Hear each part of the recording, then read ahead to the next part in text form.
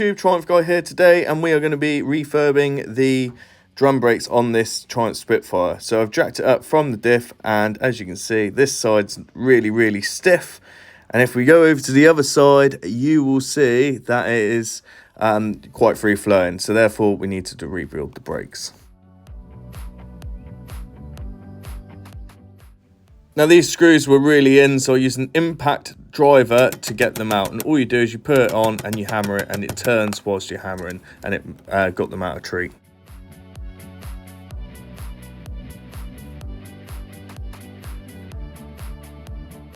Have a small container, put underneath the brakes, and then undo the brake lines, and these are at the rear of the drum.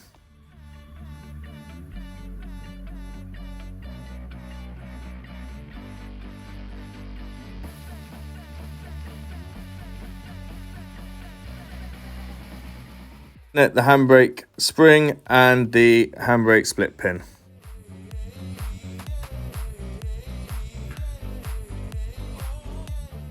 Rubber boot at the rear, and also these sort of C sort of clips. They do require a bit of force, but they do come out.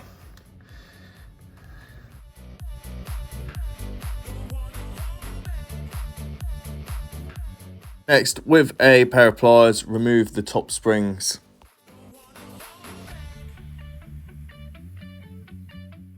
Middle springs and pins, and then pull the brakes apart with pliers. Try not to get your fingers in there because you may lose them. Let's remove the adjuster. This looks like Mickey Mouse ears, and the left and right bolts are 11mm from memory. The slave cylinder.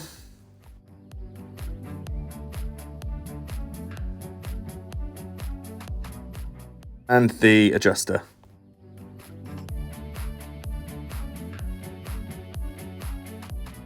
Wire brush and brake cleaner, clean the surface, and then use grease where the pads have contact with the rear of the drum.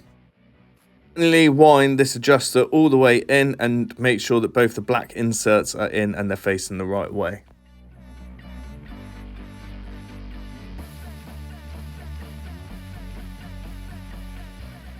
Before fitting the handbrake lever, put the rubber boot over it.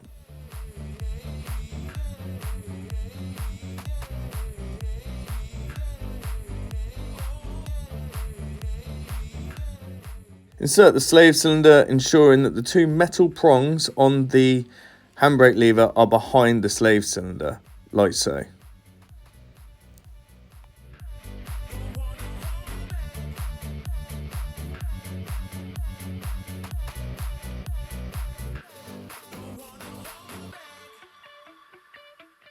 Now time to fit the two C-clips we removed earlier. In the pack you should get two brand new ones, and one should be slightly sprung and one should be completely flat.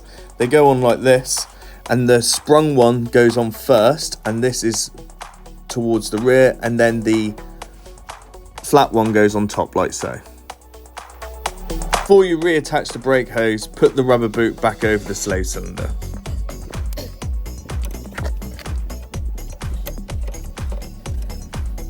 Got an 11mm flared spanner, then I would use this now. However, I didn't have it. One part to fit the shoes. Now please pay attention to this bit very carefully.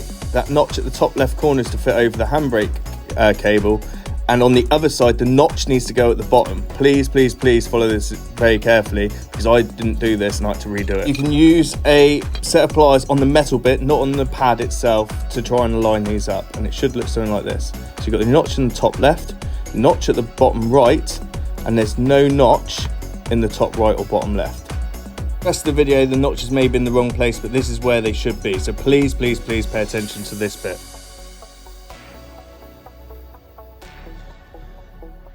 I'm going to insert the new middle springs, and these come with a spring, a pin and a retainer. All you're going to do is slot the pin around the back and keep your finger on it, stop it from moving. Try and hang the spring on it as best you can, and then get some pliers and push the retainer up and over, and then turn it to lock it into place.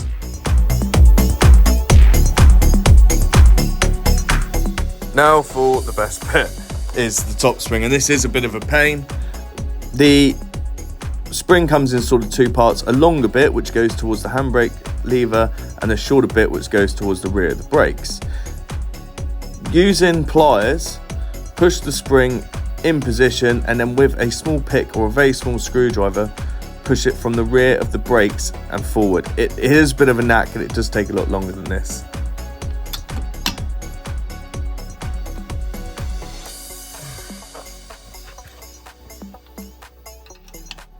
You get into position is the best feeling in the world, like that.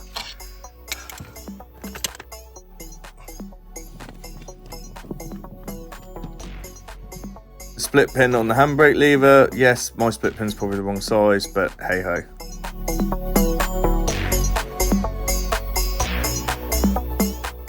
Reattach the handbrake spring.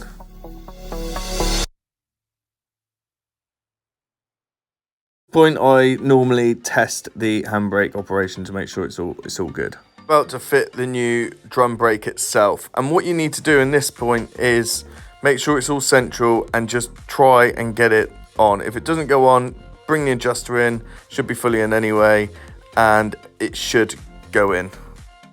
Going to the next steps, I'd really appreciate if you check out my online shop, which sells all sorts of automotive bits and bobs, especially Triumph Spitfires. I'll put the link in the description and in the comments section. A separate video on bleeding, so I'll put that in the comments. Now we've got to do our final checks to make sure everything is in the right place. So we've got the spring connected, the brake line connected, the boot at the back connected, the notches on the handbrake lever in the right place, the split pins are on, all the springs are in, the springs are as well at the rear of the pads, and everything's central and the adjuster's fully in.